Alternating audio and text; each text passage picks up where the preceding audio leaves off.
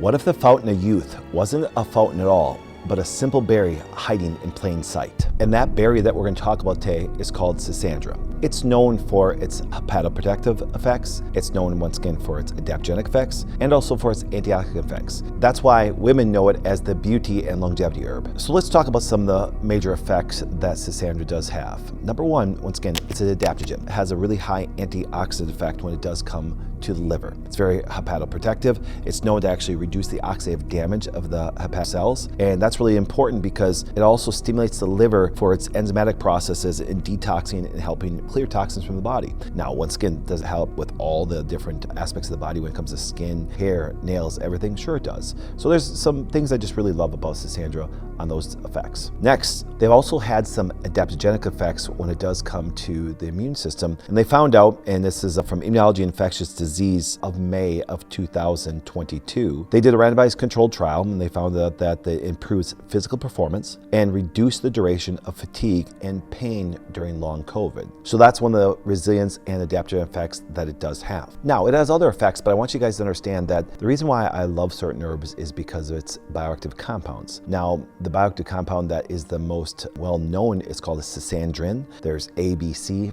Does anybody really need to know that? No, but remember, that's the hepatoprotective component. That's the antioxidant component, and it's also the anti-inflammatory component. Now, are there other components? Yes, there are. There's essential oils, there's flavonoids that exist within there. And the nice thing about this is it's known to be generally safe. It has a very good effect on the liver, so they've actually seen in animal studies that they've had a reduction in high levels of AST or ALT when it does come to liver. So being an adaptogen, especially a very good liver adaptogen, with females, there seems to be a lot of hormonal issues that come about when women end up with some fatty liver disease or some of the other pathways that are not, have the bioactive components to actually, in phase 1 and phase 2, this is where schisandra does really well for both men and women. Now, there's two other things that I want to talk about when it does come to schisandra.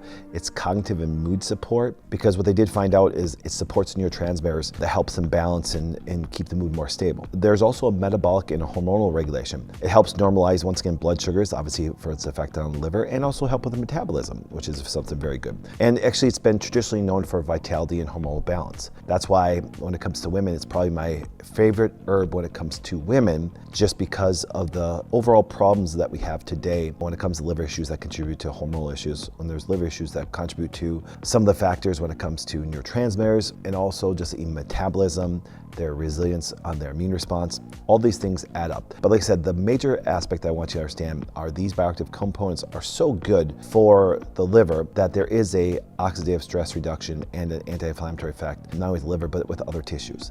Now, the reason why we call it kind of the fountain of youth, because it just seems to have a wonderful effect on the downstream effect of skin, hair, nails, oxidative damage, which can lead to wrinkles and everything, to where that's why it's known as the beauty and adaptogenic and resilient herb, so aka longevity.